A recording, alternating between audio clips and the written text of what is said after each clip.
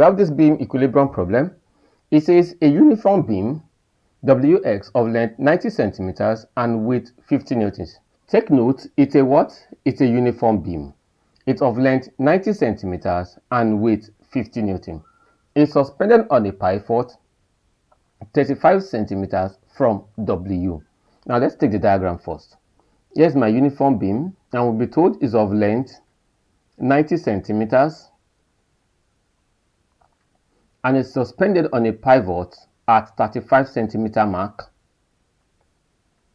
Here's my 35 centimeter mark from W. Now let this W and this is X.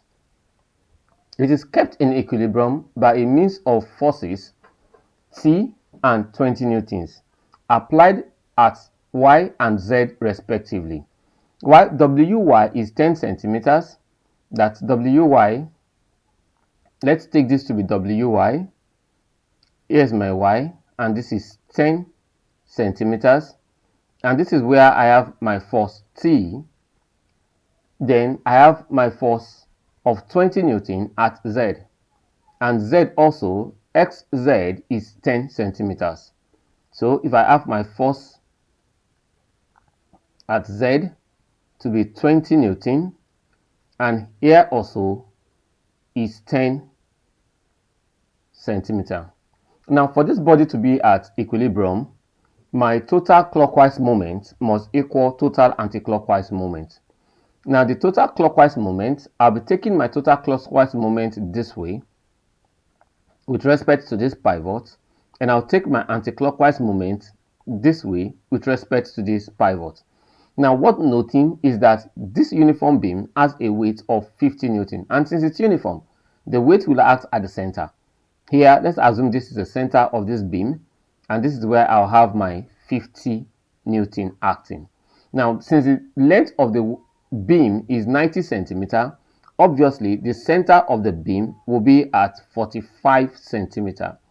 I would like to take this place to be my 45 centimeter.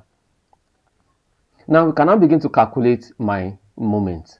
For my clockwise moment,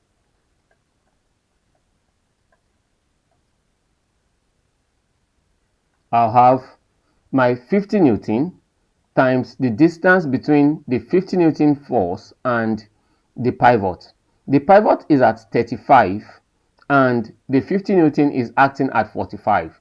So obviously the distance between the pivot and the 50 newton force is 10. So that will be 50 times 10 plus.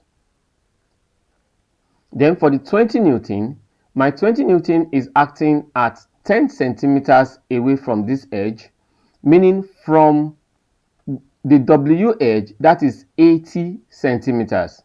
Now my 20 newton is acting at 80 centimeters from W, while the pivot is at 35 centimeters from W. So that from between the pivot and my 20 newton, I'll have 80 minus 35. That's 45. So the moment around the 20 newton force will be 20 times 45. So that the total clockwise moment, my total clockwise moment will come from 50 times 10, that's 500, plus 20 times 45, that's 900, which is equals to 1,400 Newton centimeter. Don't forget, here we are working in centimeter.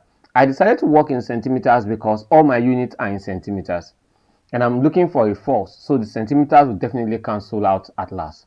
For the anticlockwise moment, we only have the tension T. Now for the tension T, moving anticlockwisely, between tension T at 10 meters away from W and the pivot 45 centimeters from W, we only have, and the pivot 35 centimeters from W, we have a distance of 25 centimeters.